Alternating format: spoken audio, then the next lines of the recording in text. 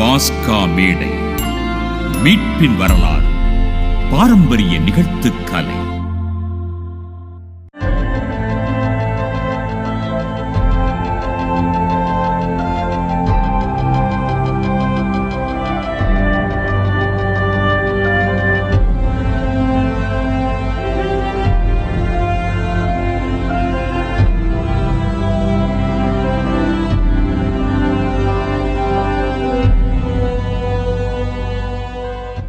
கிறிஸ்து இயேசுவில் பிரியமான மாதா டிவி நேயர்களுக்கு என்னுடைய வணக்கங்களையும் வாழ்த்துக்களையும் தெரிவித்துக் கொள்கிறேன். நான் இப்பொழுது நின்று கொண்டு பேசுகிற இந்த இடம் திருச்சி மறைமாவட்டம் மலையடிப்பட்டு பங்கிலே தோமையார் திருத்தலத்திலிருந்து நான் உங்களிடம் பேசுகிறேன். இந்த தோமையார் திருத்தலம் மிகவும் பழமை வாய்ந்தது.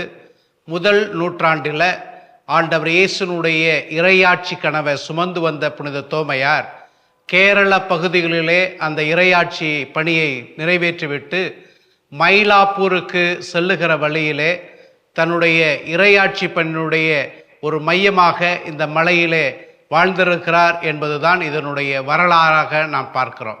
வாகனம் இல்லாமல் பயணம் செய்வதற்கு ஏற்றவாறு கம்பம் தேனி வழியாக புனித தோமையார் இந்த மலைக்கு பயணம் செய்து ஏறக்குறைய 2-3 ஆண்டுகள் இங்கே தங்கியிருக்கிறார், பணி செய்திருக்கிறார் என்பதனுடைய வரலாறிலிருந்து நான் உங்களிடம் பகிர்ந்து கொள்கிறேன். இங்கிருந்து தான் மயிலாப்பூரை நோக்கிய நடைப்பயணத்தை அவர் மேற்கொண்டிருக்கிறார் என்பதும் குறிப்பிடத்தக்கது. இந்த மலையானது மிகவும் பழமை வாய்ந்தது, மிகவும் ஆசீர்வாதமிக்கதாக இந்த பகுதியில் இருக்கிற மக்களால் நம்பப்படுகிறது.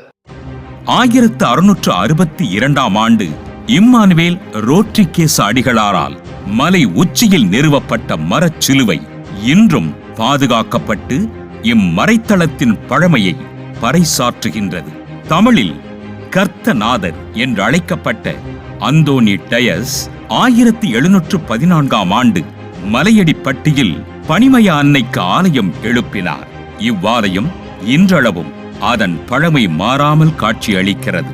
1773 முதல் 1814 வரை திரு அவையால் இயேசு சபை தடை செய்யப்பட்டதால் பதரவாதோ குருக்கள் வசம் மலையடிப்பட்டி சென்றது. இயேசு சபை தடை நீங்கி 1838ஆம் ஆண்டு புதிய மதுரை மிஷன் உருவானது. மீண்டும் இயேசு சபையினர் மலையடிப்பட்டிக்கு மறைபணியாற்ற வந்தனர். ஆனால் பனிமய அன்னை ஆலயம் பதரவாதோ குருக்கள் வசம் இருந்தது. பெரும்பான்மையான இறைமக்கள் இயேசு சபை குருக்களுக்கு ஆதரவளித்தனர். அதனால் தங்களுக்கான ஆலயம் தேவை என்பதை உணர்ந்த குருக்கள் புனித சவேரியாருக்கு ஆலயம் அமைத்தனர். 1714இல் தோமையார் மலை மேல் கூரை சிற்றாலயம் அமைக்கப்பட்டது. 1840இல் தந்தை விக்டர் கேரிங்கோனால் கூரை நீக்கப்பட்டு கற்களால் ஒரு சிற்றாலயம் கட்டப்பட்டது. இன்றும் பழமையின் நீட்சியாய் இச்சிற்றாலயம் திகழ்கிறது. 1885ஆம் ஆண்டு மலையடிப்பட்டிக்கு மறைபணியாற்ற வந்த பெனடிக்ட் புர்த்தி இறைமக்களின் உதவியுடன் தற்போதுள்ள சவேரியார் ஆலயத்தை அழகுற கம்பீரமான கோபுரங்களுடன் அமைத்தார். இவரின் கல்லறை இன்றும் ஆலய பீடத்தின் முன்புறம் அமைந்துள்ளது. 1929இல் பதரவாதோ இரட்டை ஆட்சி முறை முடிவுக்கு வந்தது. 8/1/1938இல் திருச்சி புதிய மறைமாவட்டமாக மறுசீரமைப்பு செய்யப்பட்ட போது பனிமய அன்னை ஆலயம், புனித சவேரியார் ஆலயம், மலைமேல் உள்ள தோமையார் சிற்றாலயம் ஒருங்கிணைக்கப்பட்டு மலையடிப்பட்டி பங்காக அப்போதைய திருச்சி மறைமாவட்ட ஆயர் மேதகு அகஸ்டின் பெய்சாண்டியர் அவர்களால் அதிகாரப்பூர்வமாக அறிவிக்கப்பட்டது. 1 2 3 4 5 6 7 8 9 10. நான் 1976 முதல்ல இதுவரை 40 ஆண்டுகள் இயேசுநாதர் வேஷம் போட்டு பாஸ்காவிலே நடிச்சிருக்கிறேன். இந்த வருஷம் 41வது ஆண்டு நடிக்கிறேன். இந்த இயேசுனுடைய வேஷம் போடுறதுனால 40 நாட்களும் சுத்தபோசம் உபவாசம் இருந்து இந்த மேடையில் ஏறி இறங்கும் வரை அந்த மாதிரி ஃபாலோ பண்ணுறான். என்னை பீரிந்து நீர் போக என்னை பீரிந்து நீர் போக ஏற்கு மோயனுள்ளம்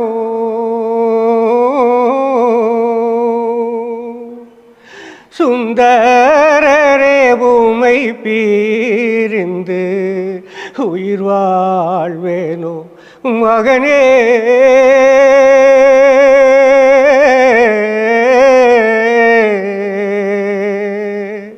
நான் 44 வருஷம் ஆகுது நான் மாதா வேஷம் போட்டு.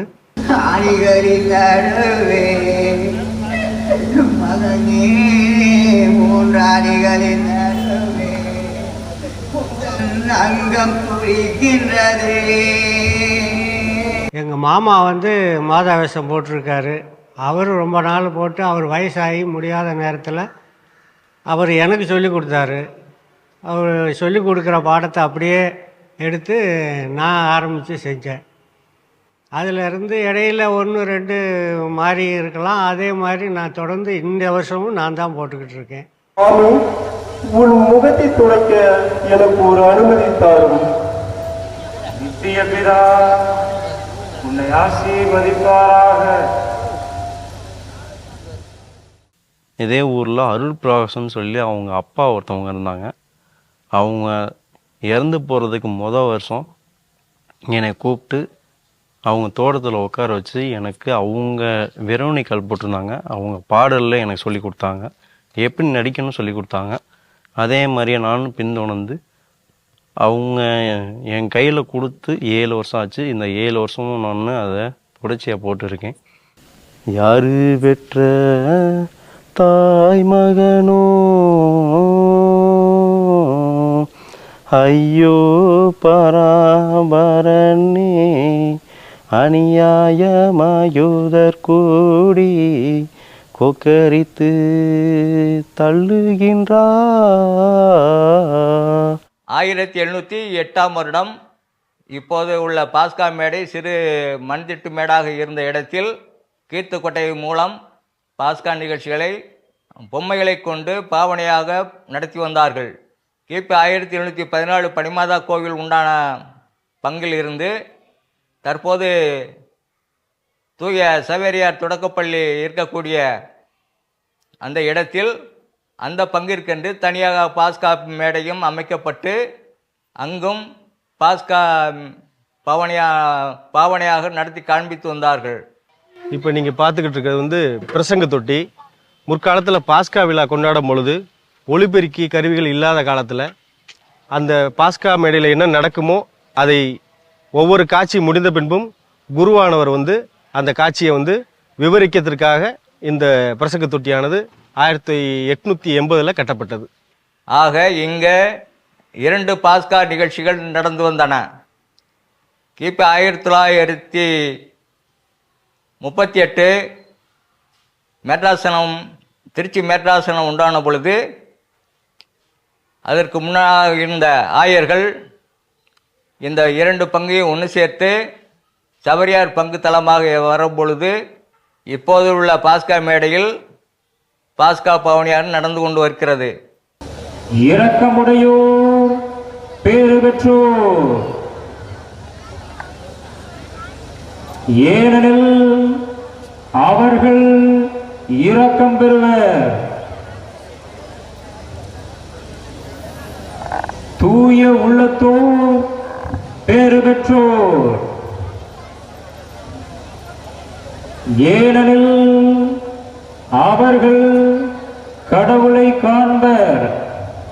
எங்களது மலையடிப்பட்டி திருவிழாவில் 4 நாட்கள் இந்த திருவிழாவானது மிக கோலாகலமாக கொண்டாடப்படுகிறது. திருவிழா திங்கட்கிழமை அன்று கொடியேற்றத்துடன் தொடங்கும். அருட்தந்தையர் மற்றும் பங்கு பணியாளர்கள் ஊர் பொதுமக்கள் முன்னிலையில் திருவிழா கொடியேற்ற திருப்பலி நடைபெறும்.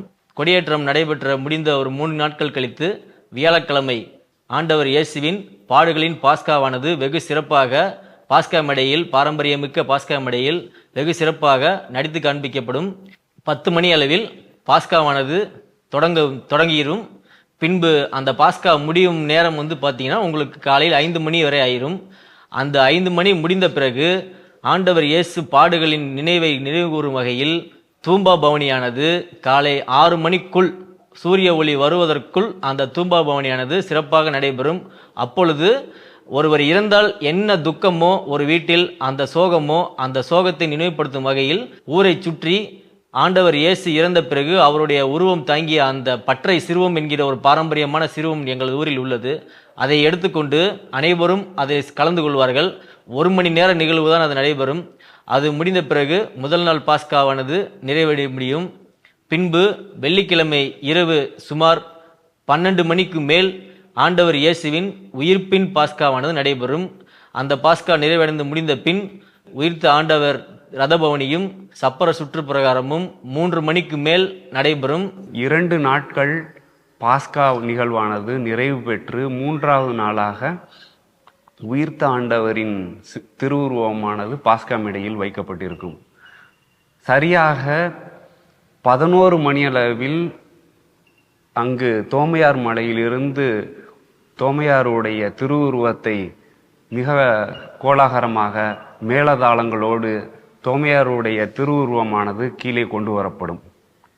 அதே சமயம் இங்கு பாஸ்கா மேடையிலிருந்து உயிர்த்த ஆண்டவரின் திருவுருவத்தையும் கேடயத்தின் மூலமாக கொண்டு செல்லுவோம்.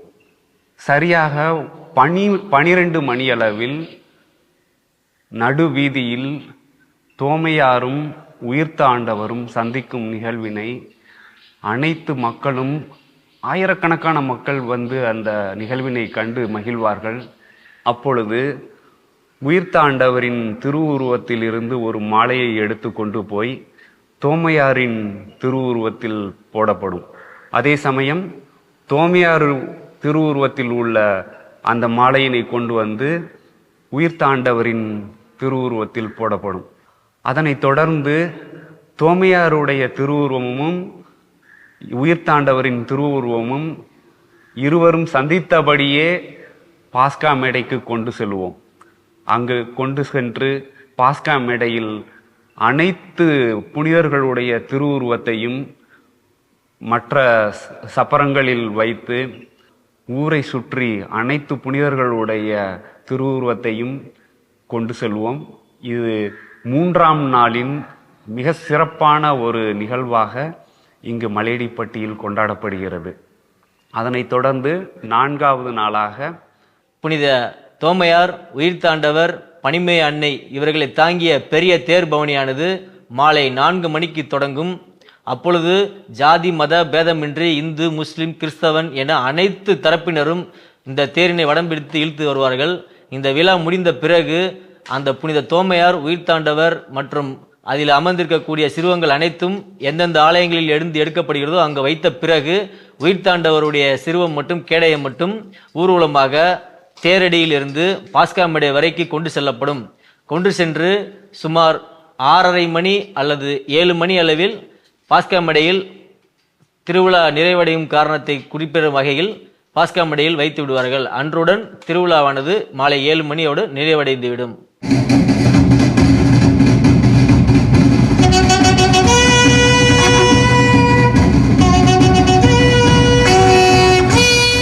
சாம்பல் புதன் முடிந்த பிறகு அதில் அடுத்து தொடர்ந்து வரக்கூடிய 2வது ஞாயிற்றுக்கிழமையில் நம்ம சடுதி பேப்பர், அதாவது ரிகர்சலுக்குரிய அந்த சடுதி பேப்பர் பங்கு தந்தை மந்திரித்து அதை எல்லாருக்கும் யார் யார் விருப்பப்படுறாங்களோ அவங்க அந்த சடுதி பேப்பரை வாங்கிக்குவாங்க. அந்த ஒவ்வொரு சடுதி நடைபெறுகிற நாட்கள் பார்த்திங்கன்னா செவ்வாய், வெள்ளி, ஞாயிறு ஆகிய 3 நாட்களில் நடைபெறும்.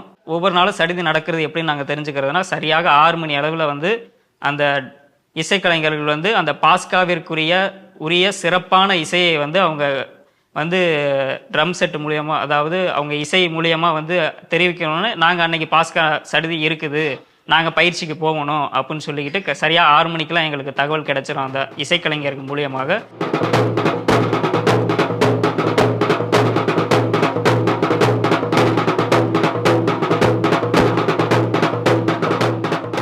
பாஸ்கா விழாவிற்கு இந்த பாஸ்கா பவனியில் தேவைப்படும் சீன்ஸ் அரேஞ்ச்மெண்ட்டு, ட்ரெஸ்ஸு, மேக்கப் எல்லாமே அனைத்து பொருட்களும் ஊர் பகுதியில் இந்த பாஸ்கா மேடையின் பின்புறம் உள்ள ரூமில் பத்திரமாக வைக்கப்பட்டுள்ளது. அந்தந்த வருடங்களுக்கு தேவையானதை நாங்கள் புதுப்பித்து செய்து கொண்டு வருகிறோம். ட்ரெஸ்ஸில் இருந்து ரத பவனுக்கு தேவையான உபகரணங்கள் எல்லாமே அவ்வப்பொழுது மாற்றிக்கொண்டும் வருகிறோம். 2022ஆம் ஆண்டு முதலாக டிஜிட்டல் ஸ்க்ரீன் போட்டோம். டிஜிட்டல் ஸ்க்ரீன் அப்படின்னோடனே மக்கள்கிட்டையும் ஒரு ஆர்வம் வந்துச்சு. ரெண்டாவது நடிக்கக்கூடிய அந்த நடிகர்கள்கிட்டையும் பெரிய ஆர்வம் வந்துச்சு. டிஜிட்டல் ஸ்க்ரீனில் நம்ம நடிக்க போகிறோம் அப்படிங்கிறது. அதே மாதிரி டிஜிட்டல் ஸ்க்ரீன் போட்ட அன்னைக்கு முதல்ல போட்ட 2022ஆவது வருஷம் அதில் நடிக்கக்கூடிய நடிகர்களோட பேர் ஃபோட்டோவோட பாஸ்கா துவங்கிறதுக்கு முன்னாடி அந்த வீடியோவாக ஒளிபரப்பு பண்ணணும்.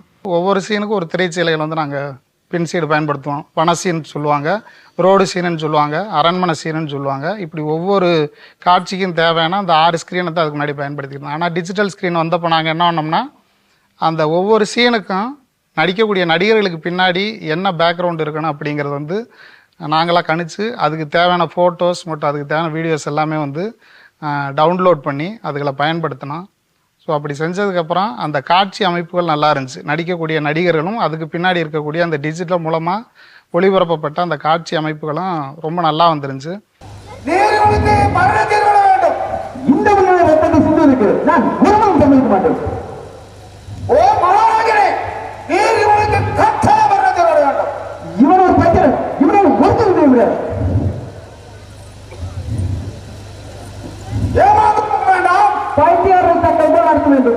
அப்படியா?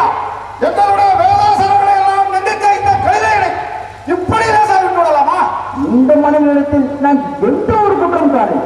அதனால் இவனை மீண்டும் பார்த்து. நான் ஏறுவது வேஷம் இப்போ 6 வருஷமாக போட்டுட்ருக்கேன். எனக்கு முன்னாடி எங்கள் அப்பா 20 வருஷமாக போட்டிருக்காங்க ஏறுவது வேஷம். நான் இந்த ஏறுவது வேஷம் போடுறதுக்கு முன்னாடி சிறு வயதிலிருந்தே சம்மண வேஷம், பசாசு, லூசி, மிக்கேல் இந்த மாதிரி சிறிய வேடங்கள்லாம் நடித்திருக்கேன்.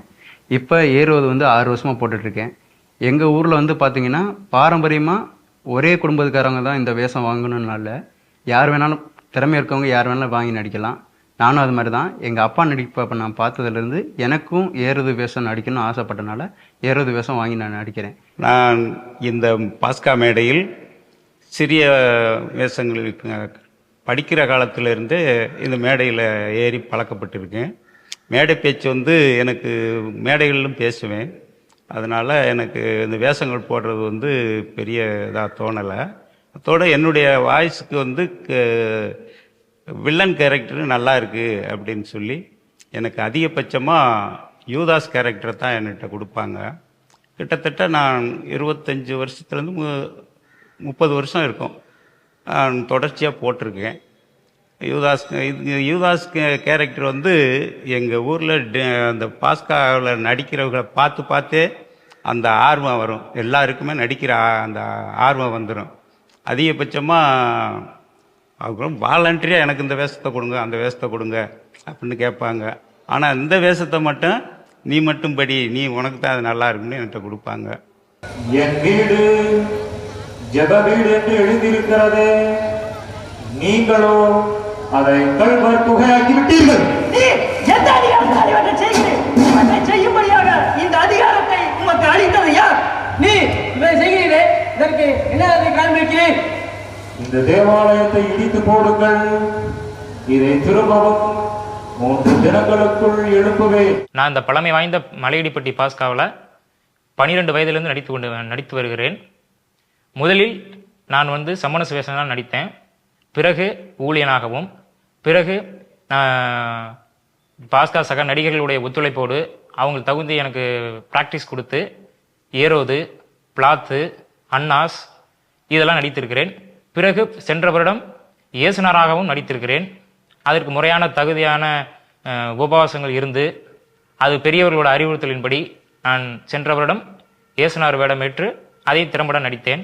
நீதியும் உலகினில் நிலவிட, நீதியும் உலகினில் நிலவிட, நீமலனான பரமன் தானே, நீமலனான பரமன் தானே, அடிமையில் வாய்த்திருப்பாலனாய் அவதரித்த எங்கள் ஊரில் வந்து எந்த ஒரு கட்டுப்பாடும் கிடையாது. எந்த வேடமாக இருந்தாலும் அதற்கு ஏற்ற தகுதி, அதற்கு ஏற்ற வாய்ஸ் மற்றும் உயரம் இது இருந்தால் அனைத்து வேடங்களும் யாரு வேணாலும் நடிக்கலாம் அப்படிங்கிற ஒரு ஃப்ரீனஸ் உண்டு. நான் 3ஆம் வகுப்பு படித்ததிலிருந்து நான் நடித்து கொண்டிருக்கிறேன். முதலில் ஆக்டிங் நான் நடித்தது சமரச வேஷம். அப்புறம் ஆட்கள் கொஞ்சம் பெரிய ஆளாக வியாபார வேஷமாக நடித்திருக்கிறேன்.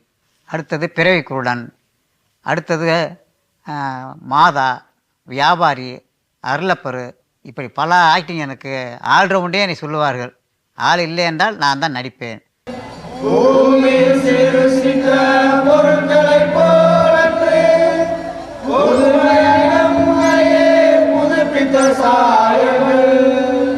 எங்கள் ஊர் மலையடிப்பட்டி பாஸ்கால பெரிய பெரிய வேடங்கள் நடிக்கிற அந்த பெரியவர்கள் தான் நடிக்கணும்னு மட்டும் இல்லாமல் சிறுவர்களும் இளைஞர்களும் அந்த வேடத்தை எடுத்து நடிக்கணுன்றதுக்கு அவங்களும் வழி விடுறாங்க.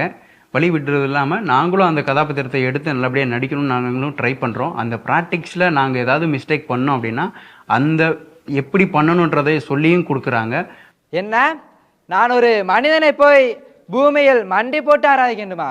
என்னுடைய பெருமைக்கும் என்னுடைய கௌரவ வீரத்திற்கும் என்னுடைய திரேகம் ஜொலித்திலங்கும் பிரகாசத்திற்கும் இது அடுக்குமா? சர்வேஸ்வரன் இப்படி செய்வதுதான் அவருடைய நீதிக்கு சரியோ? நீங்கள் தான் சொல்லுங்கள் என் பிரிய நண்பர்களே.